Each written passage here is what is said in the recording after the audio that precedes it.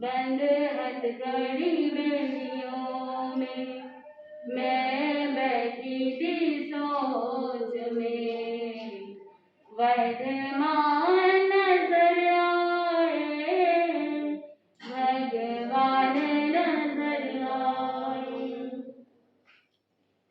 थी एक दर्शन की आस वो अब खोने लगी है, देखो प्रभु चंदना तुम्हारी अब रोने लगी है, तेल की तपस्या से लिए बैठी हूँ बाकुले, तेल की तपस्या से लिए बैठी हूँ बाकुले, अश्रु सुमन बरसाए मुझे कैसे संभर आए, भक्ति के विचारों से मैंने देखा जो सामने, महावीर नजर आए, प्रभु वीर नजर आए।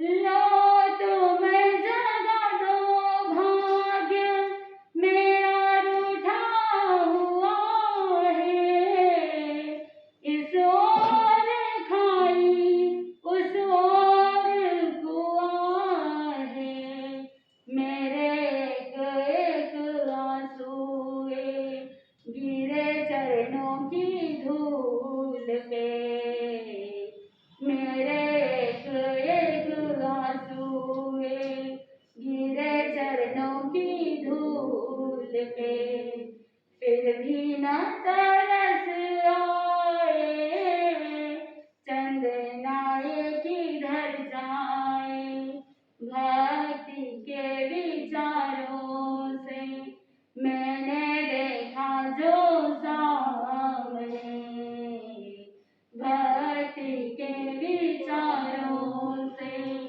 मैंने देखा जो सामने, महावीर नजर आए, प्रभु वीर नजर आए। सुन ले पुकार चंदना की, प्रभु द्वार है आए, दे दो भिक्षा प्रभु वीर ने तो हाथ है फैलाए, आकाश भी है गूंज उठा जय जय की गूंज से, सती सीता भजन गाए, चंदना मन मुस्काए, भक्ति के विचारों से मैंने देखा जो सामने, भक्ति के विचारों से मैंने देखा जो सामने, महावीर नजर आए, प्रभु वीर नजर आए। राग देश के विजेता, मोक्ष मार्ग के प्रतिपादक चरम तीर्थंकर श्रीमन भगवान महावीर स्वामी के चरणों में कोटि कोटि वंदन करते हुए एक भवावतारी चर्चा चक्रवर्ती भीष्म प्रतिज्ञाधारी अखंड बाल ब्रह्मचारी आचार्य सम्राट पूज्य श्री जयमल जी महाराज साहब के चरणों में कोटि कोटि वंदन करते हुए उन्हीं के 11वें पटधर आचार्य सम्राट पूज्य श्री शुभचंद्र जी महाराज साहब के चरणों में कोटि कोटि वंदन। जय लक्षाधिपति व्याख्यान वाचस्पति उग्र विहारी वचन सिद्ध साधक 12वें पटधर आचार्य प्रवश्री पार्श्वचंद्र जी महाराज साहब, गौर तपस्वी उपाध्याय प्रवश्री गुणन चंद्र जी महाराज साहब, मेरे अनंत के आयाम मम जीवन उद्धारक परम पूज्य गुरुदेव डॉक्टर श्री कदम चंद्र जी महाराज साहब के चरणों में कोटि कोटि वंदन करते हुए सभी गुरु भगवंतों के चरणों में वंदन करते हैं। हृदय से त्याज्ञा से आत्मबंधुओं, अनंत अनंत ज्ञानी सर्वज्ञ सर्वदर्शी तीर्थंकर प्रभु महावीर स्वामी, जिन्होंने संसार के भव्य प्राणियों को जिनवाणी के माध्यम से और साथ में अपनी चर्या से, अपने आचरण से, अपनी तपस्या से, साधना से जन जन को जागृत किया। आत्मबंधु, पूर्व के प्रवचनों के अंदर आपने सुना कि किस तरह से प्रभु महावीर स्वामी उस कौशाम्बी नगरी के अंदर 4 महीने से आहार की गवेषणा करते हुए, कठिन अभिग्रह धारण करते हुए विचरण कर रहे थे और विचरण करते करते उस मंत्री के यहाँ भी पहुंचे, लेकिन अभिग्रह पूर्ण नहीं हुआ और आगे बढ़ते बढ़ते अनेकों यत्न किए गए, अनेक प्रयास किए गए। पूरी कौशाम्बी नगरी के अंदर आहार पानी की गवेषणा होने पर किस तरह से भिक्षाचर्या देनी चाहिए, क्या विधि विधान होता है, साधु संत आहार पानी लेते हैं तो किस प्रकार से लेते हैं, ये सारा ज्ञान प्रदान करने के बावजूद भगवान महावीर स्वामी का अभिग्रह पूर्ण नहीं हुआ। आत्मबंधुओं, 5 महीने 25 दिन व्यतीत हो गए, 6 महीने के सिर्फ 5 दिन शेष रहे, लेकिन फिर भी अभिग्रह पूर्ण नहीं हुआ। आत्मबंधुओं, ज्ञानी जन कहते हैं कि वो युग था जिस समय राजकुमारियां भी बाजार के अंदर बिक जाती थी, दास प्रथा वहां पर चलती थी, इंसान वहां पर सब्जियों के समान, पदार्थों के समान बाजार के अंदर बिकने को तैयार हो जाते, बिक जाते। आत्मबंधुओं, धन के लोभ में व्यक्ति इंसान को भी बेच देता। वो युग था जिस समय दास दासियों की प्रथा चलती थी, लेकिन आज के जमाने में दास दासी की प्रथा तो नहीं, क्योंकि तीर्थंकर भगवंतों ने उस दास प्रथा का क्या कर दिया, अंत कर दिया। जब जब ऐसे अन्याय अत्याचार धरती पर अधिक होते हैं, उस समय महापुरुषों का अवतरण होता है, महापुरुष जन्म लेते हैं और उनके आचरण से, उनके बोध से वो सारी कुरीतियां समाज से दूर हो जाती। लेकिन आत्मबंधुओं, उस जमाने के अंदर दास प्रथा चलती थी, उस समय तो समझ में आता है कि इंसान को बेच देते धन कमाने के लिए, पैसे अर्जित करने के लिए। लेकिन आज के जमाने में भी क्या हो रहा है, उसकी दशा बदल गई है, उसकी दिशा बदल गई है, लेकिन आज भी इंसान बिक जाता है।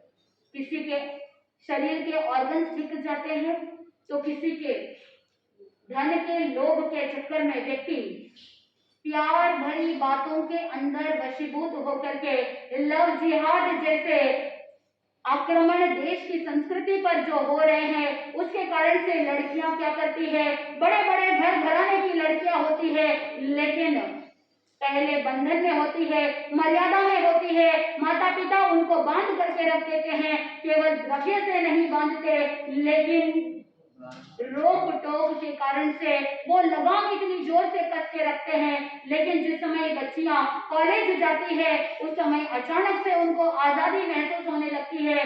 जब पहले आप उनको रोक टोक करते हो, उस समय वो अपने आप को क्या कर लेते हैं, माता पिता को दुश्मन समझना प्रारंभ कर देते हैं। और कॉलेज के बेस के अंदर, कॉलेज के उस माहौल के अंदर जब कोई प्रेम से बात करने वाला मिल जाता है, कभी ऐसी विकट परिस्थिति आ जाती है और कोई प्रेम से 2 बात कह दे, अरे तुम चिंता क्यों करती हो, मैं हूं ना तुम्हारे लिए। अगर ये 2 शब्द सुन करके ही वो बच्ची क्या हो जाती है, ट्रैक से फिसल जाती है। पहले बहुत ज्यादा लगाम को कस करके रखा और अब उसे थोड़ी सी छूट दे दी, थोड़ी नहीं, पहले क्या कर देते हो, पहले तो बहुत ज्यादा लगाम कसते हो और फिर ढीला छोड़ते हो, तो इस कदर ढीला छोड़ देते हो कि सारी आजादी महसूस होने लगती है और फिर वो ऑफ ट्रैक चली जाती है।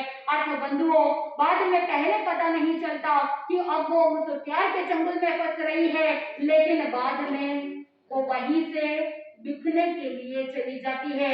बड़े बड़े अरब कंट्रीज के अंदर उनको बेच दिया जाता है और शरीर कुरूप हो जाता है, वेश्यावृत्ति के अंदर बेच दिया जाता है और फिर उसे पश्चाताप होता है कि काश मैंने अपने माता पिता की बात सुनी होती, काश उनकी जो रोक टोक थी, उनकी जो मर्यादा थी, वो मेरी सुरक्षा के लिए थी। ये अगर बच्चे जान जाते हैं तो फिर कहीं भविष्य के अंदर पछताने की जरूरत नहीं पड़ेगी, अपने भविष्य को अंधेरे में धकेलने की जरूरत नहीं पड़ेगी। इसीलिए मन में ये चिंतन हमेशा रखना कि शादी करना क्या है, पाप है। शादी करना क्या है, शादी करना पाप है, क्योंकि ज्ञानी जन कहते हैं कि विवाह करते हो तो फिर संसार को बढ़ाने का ही कार्य होता है। इसीलिए निश्चित रूप से मान करके चलो कि शादी करना पाप है, लेकिन अगर आप स्वयं के लिए स्वयं ढूंढते हो तो फिर सारा पाप किसको लगेगा? आपको स्वयं को लगेगा। लेकिन अगर उस दायित्व को, उस रेस्पॉन्सिबिलिटी को माता पिता पर छोड़ दिया, माता पिता स्वयं ढूंढेंगे, तो पाप पूरा नहीं लगेगा। कितना लगेगा? थोड़ा ही लगेगा, क्योंकि आपने अपने माता पिता के ऊपर छोड़ दिया और आप निर्लिप्त रह गए। बस मुझे संसार के अंदर रहना है, इसलिए ये सारी दायित्व निभाने पड़ते हैं। निर्लिप्त होकर के अगर आपने जीवन को आगे बढ़ाया तो उतना ज्यादा पाप नहीं लगेगा। एक तो घर के अंदर आप अपनी इच्छा से बोल करके भोजन तैयार करवा रहे हो तो उसमें पाप कितना है? ज्यादा है। वही आपने मन में ये चिंतन किया कि बस शरीर को चलाने के लिए भोजन करना है, तो जो बना हुआ है उसे संभाव पूर्वक मैं खा लूं, तो पाप कितना लगेगा? ज्यादा लगेगा कि कम लगेगा? कम लगेगा। लेकिन अगर आप वहीं पर मुझे ये नहीं भाता है, मुझे ये अच्छा नहीं लगता है, अगर लाइक और डिसलाइक में चले जाओगे तो पाप कितना लगेगा?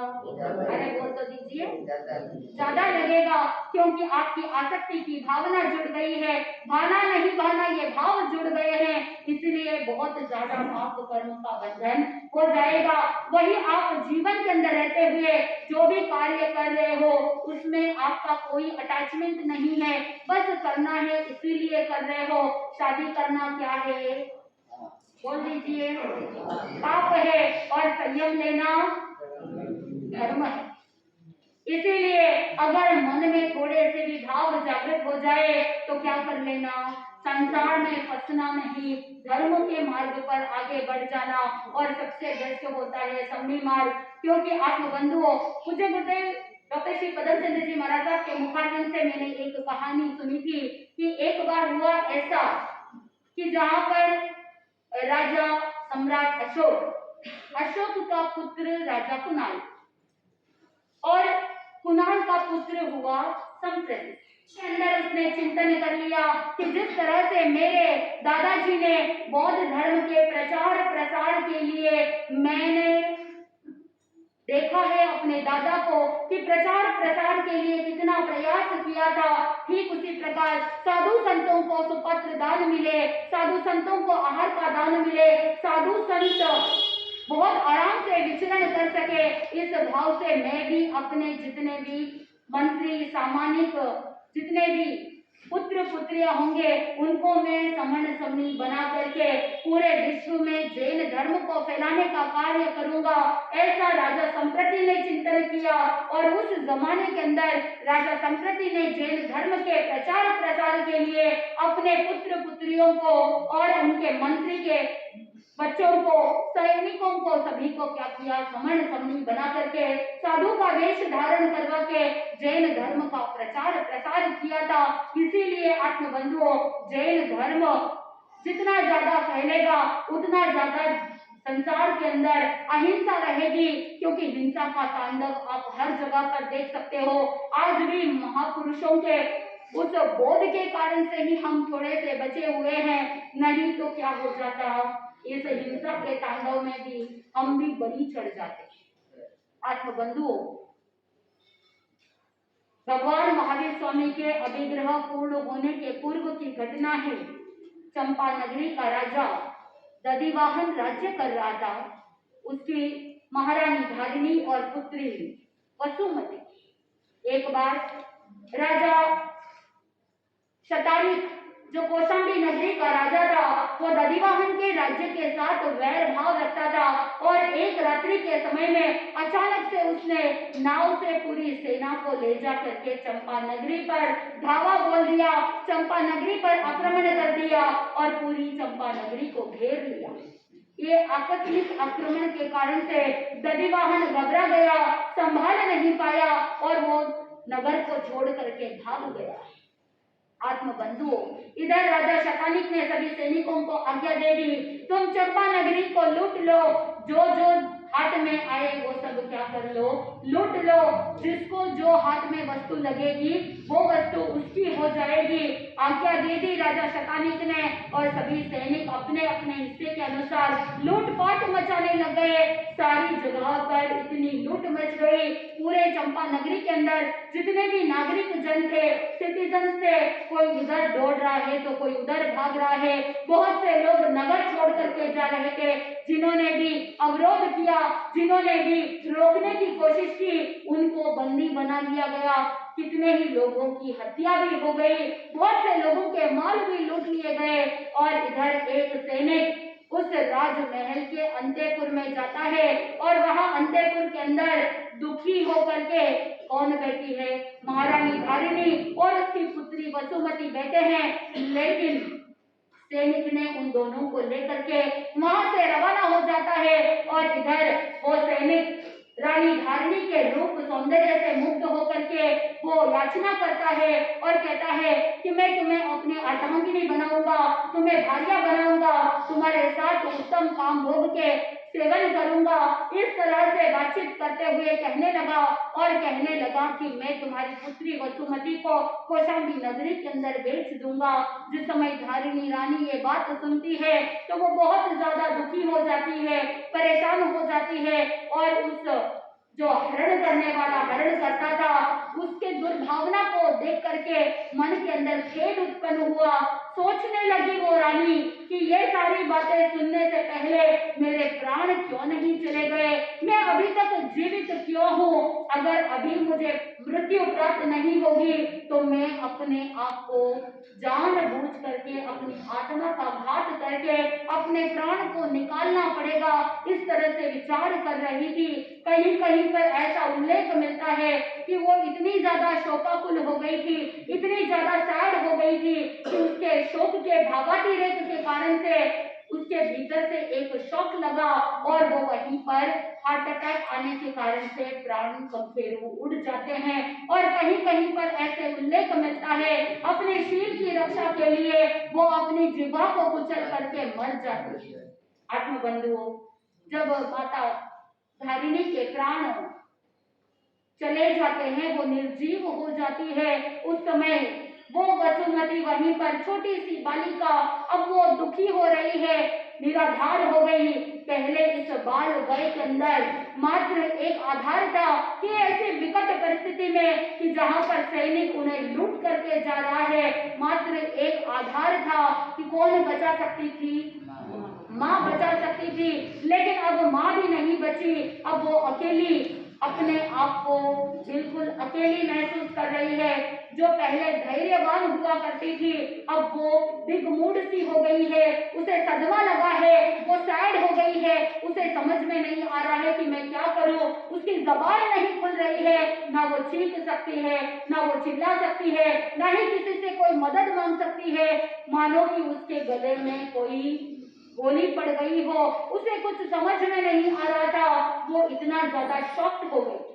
आत्मबंधुओं, इधर वो जो सैनिक था वो सैनिक सोचने लगा कि मेरी इस नीचता की भावना के कारण से, मेरे शब्दों के कारण से ही वो सती मर गई। वो अपने आप पर बड़ा दुखी हो रहा है, मन में पश्चाताप हो रहा है। अब अगर ये जो बालिका है, ये जो बाला है, अगर ये भी मर गई तो मेरे हाथ क्या लगेगा? मैं तो दरिद्र का दरिद्र ही रह जाऊंगा। इसीलिए वो उस वसुमती को सांत्वना देता है, उसे धैर्य बंधाता है और उसे ले जाता है कौशाम्बी नगरी के अंदर। आत्मबंधुओं, कौशाम्बी नगरी के अंदर जहाँ बाजार के अंदर विक्रय स्थल था, जहाँ पर दास दासी को बेच दिया जाता था, वहां पर उसे ला करके खड़ा कर दिया और अब उस बाजार के अंदर वो प्रतीक्षा कर रहा है, इंतजार कर रहा है। और कहीं कहीं पर ऐसा उल्लेख मिलता है कथा साहित्य के अंदर कि उसे वेश्या के पास बेच दिया जाता है, लेकिन उसका पुण्य उदय और धर्म के प्रताप से वो वेश्या के हाथ नहीं लगती और उसी नगरी में एक बार अचानक से किसी कारण से धनावाह सेठ जो होता है वो किसी कारण से उधर से निकलता है। उसने देखा कि ये किसी उच्च कुल की लड़की लगती है और ये दुर्भाग्यवश अपने कर्मों के मारे यहाँ पर दिखने को खड़ी है। अगर किसी नीच मनुष्य के हाथ लग जाएगी तो इसका भविष्य, इसका जीवन बिगड़ जाएगा, इसका जीवन बर्बाद हो जाएगा।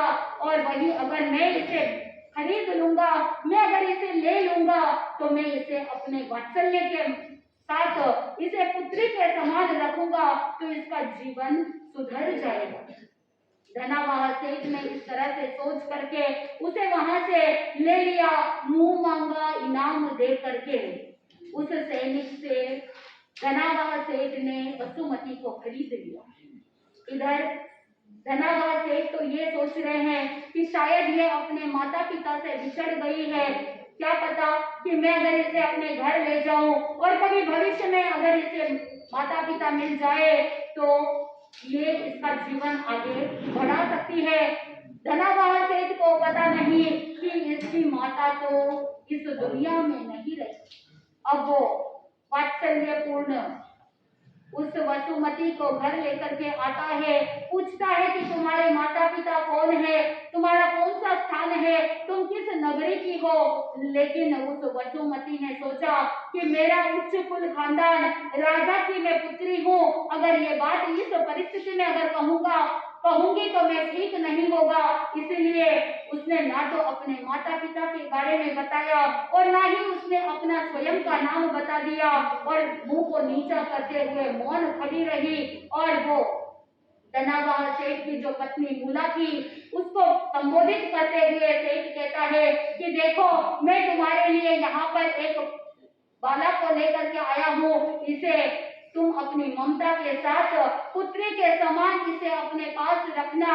तुम्हें यहाँ पर पुत्री के समान वात्सल्य मिलेगा, प्रेम मिलेगा, माँ की ममता मिलेगी। इस तरह से वहां पर उसने कह दिया। अब वो छोटी सी वसुमती जिसका नाम किसी को नहीं पता, वो वहां पर पल रही है, बड़ी हो रही है। और इधर उसका जो स्वभाव था वो बहुत ही शांतपूर्ण स्वभाव, शीतल स्वभाव था। और इसका मीठा मीठा व्यवहार, उसके मधुर वचन सुन करके मानो कि जैसे चंदन शीतल होता है, उस तरह से ही उसकी शीतल स्वभाव को देख करके सेठ ने उसे चंदना के नाम से पुकारना प्रारंभ किया और उसके बाद से ही उसका नाम पड़ गया चंदना। सभी लोग उसे चंदना के नाम से पुकारते थे क्योंकि उसके वचन भी मधुर होते, उसका स्वभाव भी शीतल था और उसका स्वभाव व्यवहार भी बहुत मीठा था, इसीलिए उसे चंदना नाम दे दिया गया। आत्म बंधुओं, अब वो चंदनबाला, वो चंदना युवती बन रही थी, यौवन अवस्था को प्राप्त कर रही थी, अंगोपांग भी विकसित हो रहे थे। जैसे जैसे उसका शरीर विकास क्रम को प्राप्त हो रहा था, शरीर और ज्यादा सुंदर होता गया। लेकिन कहते हैं कि जिसके मन में वहम होता है, जिसके मन में शक होता है, जिसके मन में संदेह होता है और जिसके मन में इनसिक्योरिटी फीलिंग होती है, वो कभी ना कभी किसी न किसी रूप में आक्रमण कर देता है। क्योंकि उसके मन में भय था, मूला के मन में भय था कि कहीं ये मेरी जगह तो नहीं ले लेगी। उस यौवन अवस्था को देख करके, उसके सौंदर्य को देख करके उसके मन में बार बार सेठ के व्यवहार के प्रति डाउट होता था।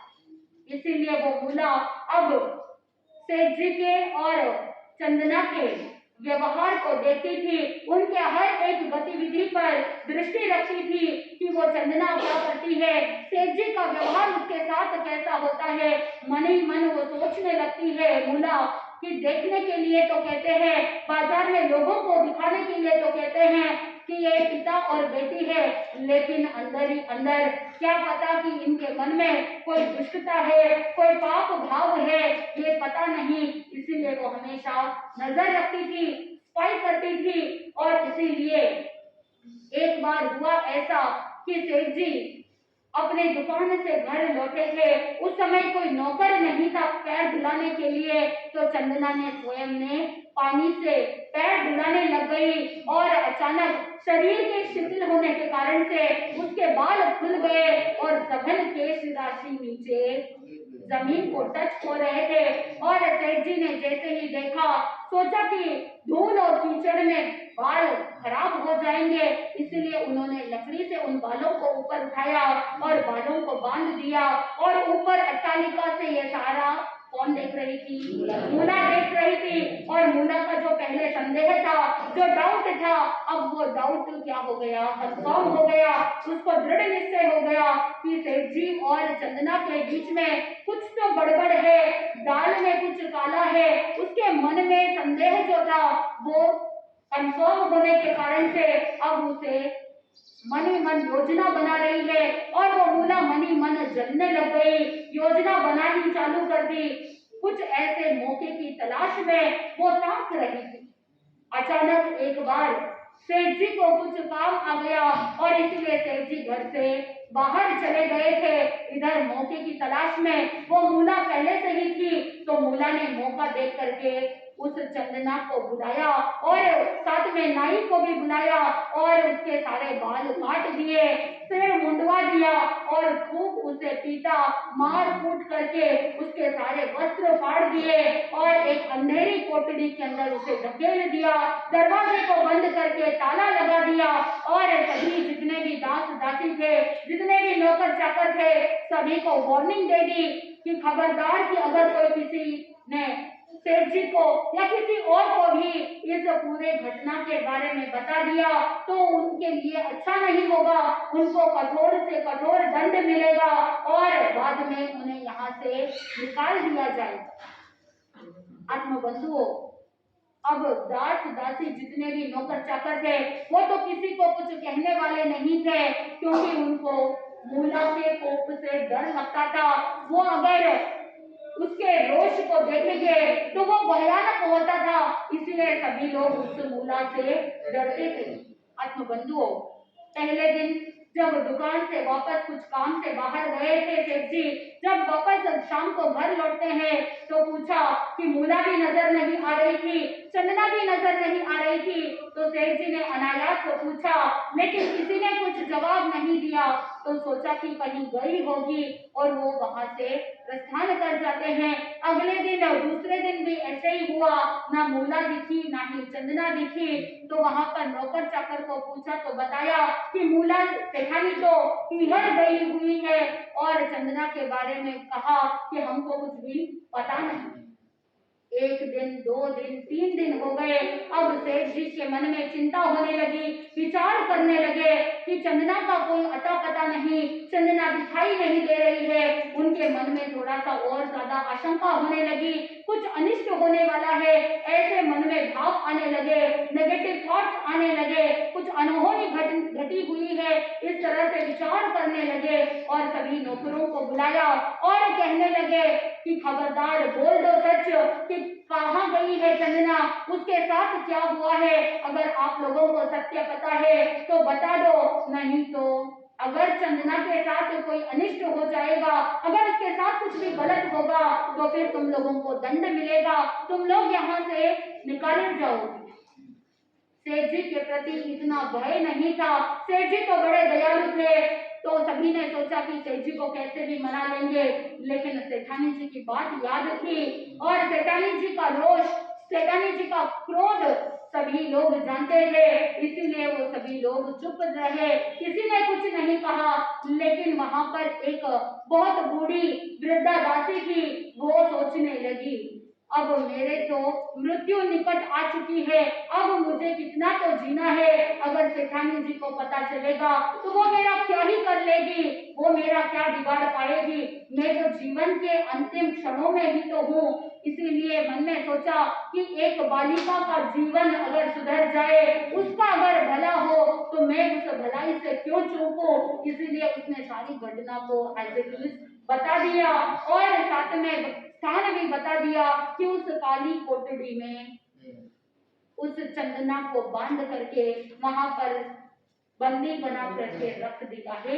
3 दिन से उपवासी है, 3 दिन से भोजन पानी नहीं किया है।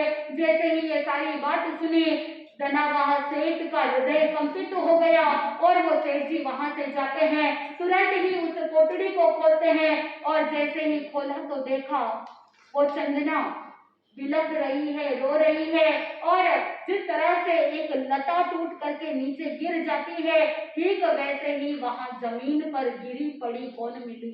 चंदना मिली। आत्मबंधु, चंदना की इस दशा को देख करके सेठ जी की छाती भर आई, और उसकी दशा को देख करके, उसके आंखों के आंसू को देख करके सेठ जी के आंखों से भी आंसू की धारा बहने लगी।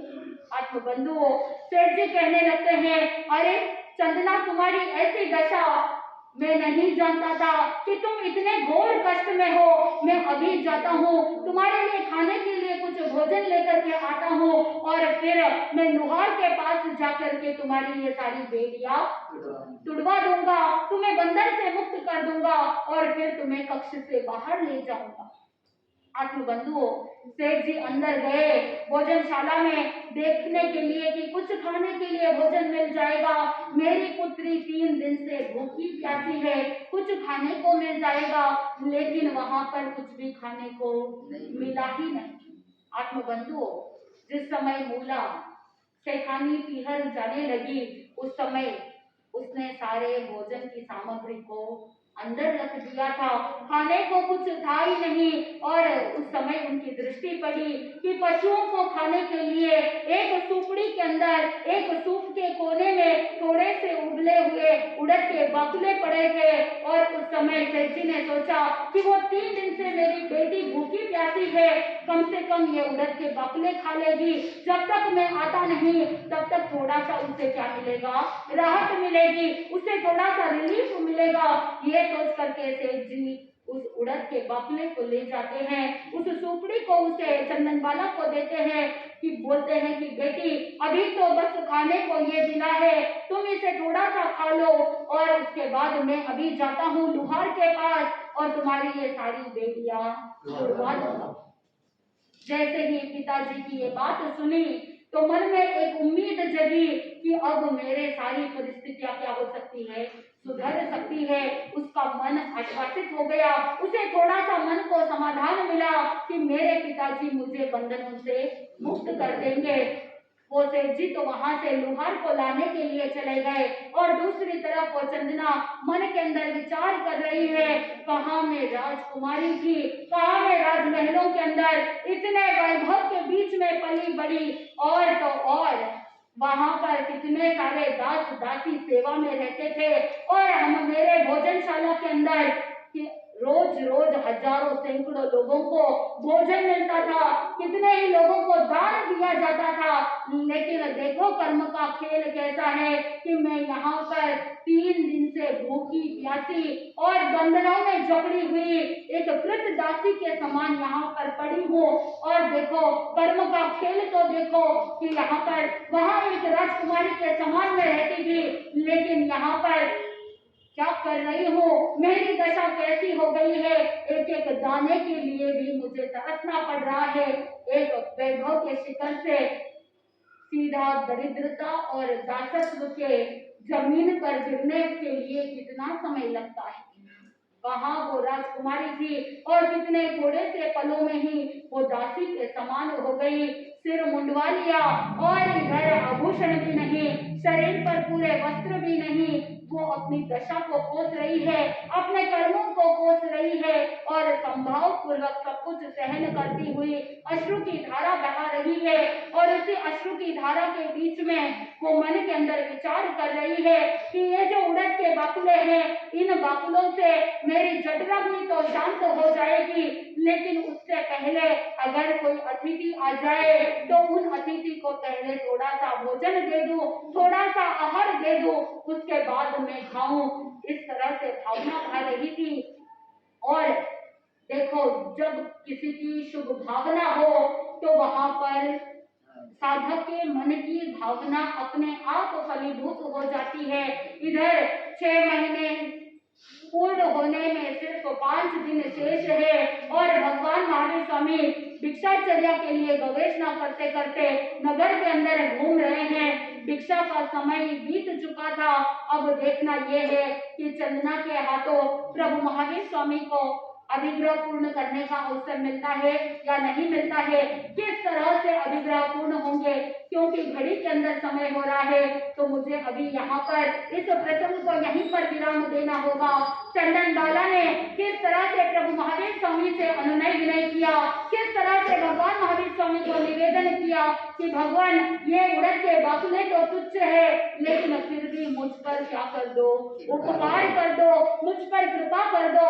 कैसे भगवान महावीर स्वामी का अभिग्रह पूर्ण होता है, कैसे वो तेरा अभिग्रह तेरा बोल पूर्ण होते हैं, और किस तरह से दान की प्रशंसा होती है, और दान पूर्ण होने के बाद जो दिव्य वृष्टि हुई, उस दिव्य वृष्टि का जो वैभव प्राप्त हुआ वो किसको जाने वाला है, और किस तरह से चंदनबाला का उद्धार होने वाला है। चंदनबाला को कितने समय तक प्रतीक्षा करनी होगी, जब तक भगवान महावीर स्वामी का केवल ज्ञान नहीं होता, तब तक चंदनबाला को भी क्या करना होगा, संसार में रहना होगा, प्रतीक्षा करनी होगी कि जब तक भगवान महावीर स्वामी को केवल ज्ञान नहीं मिलेगा, तब तक वो उनके शरण को अंगीकार नहीं कर पाएगी, वो सती साध्वी नहीं बन पाएगी। इसीलिए आगे के प्रसंग में देखना ये है कि किस तरह से चंदनबाला के द्वारा प्रभु महावीर स्वामी के 13 बोल पूर्ण होते हैं, कैसे दास प्रथा समाप्त होती है, कैसे वो सभी बंधनों से मुक्त होती है, और किस तरह से पहले राजकुमारी थी, फिर दासी बनी, और फिर वापस जब तक भगवान महावीर स्वामी को केवल ज्ञान नहीं होता, तब तक कैसे वो रानी मृगावती के अंचल में, रानी मृगावती की ममता के सानिध्य में किस तरह से वो चंदनबाला रहेगी, ये सारा वृतांत जैसे जैसे सुनेंगे आपके जीवन में भी आनंद की अनुभूति होगी। और साथ ही साथ किस तरह से भगवान महावीर स्वामी का 12वां चातुर्मास होने वाला है, और उस 12वें चातुर्मास में कुछ ऐसी घटनाएं घटती है कि देव भी प्रतिदिन रात्रि में सेवा करने के लिए आते हैं, तो जिसके यहाँ पर भगवान महावीर स्वामी चातुर्मास करते हैं, उसके भी अनेक प्रश्न, अनेक जिज्ञासाएं हैं। तो हम कल के प्रसंग के अंदर सुनेंगे कि कैसे उन सभी जिज्ञासाओं का भगवान महावीर स्वामी समाधान करते हैं। 12वां चातुर्मास पूर्ण होता है, और उसके पश्चात बहुत ही निकट है भगवान महावीर स्वामी केवल ज्ञान के, और 12वें चातुर्मास के बाद कैसे भगवान महावीर स्वामी को अंतिम उपसर्ग आने वाला है। प्रभु महावीर स्वामी ने इन 12.5 वर्ष में कितनी सारी दीर्घ तपस्याएं की, उनका तपस्या का लेखा जोखा भी सुनना है, और साथ में इतनी उत्कृष्ट साधना करते हुए भगवान कैसे शुक्ल ध्यान की श्रेणी पर चढ़ जाते हैं, और ऋजु बालिका नदी के किनारे उस जृंबक गांव के अंदर प्रभु महावीर स्वामी को केवल ज्ञान होता है। ये सारा प्रसंग जैसे जैसे हम सुनेंगे, हमारे जीवन के अंदर भी ज्ञान का आलोक हो, हमारे जीवन के अंदर भी ज्ञान का प्रकाश हो, तभी ये जीवात्मा सुख समृद्धि को प्राप्त कर सकता है, परम आनंद की प्राप्ति कर सकता है। इसी मंगल भावना के साथ आनंद ही आनंद बोले श्री जैन धर्म की।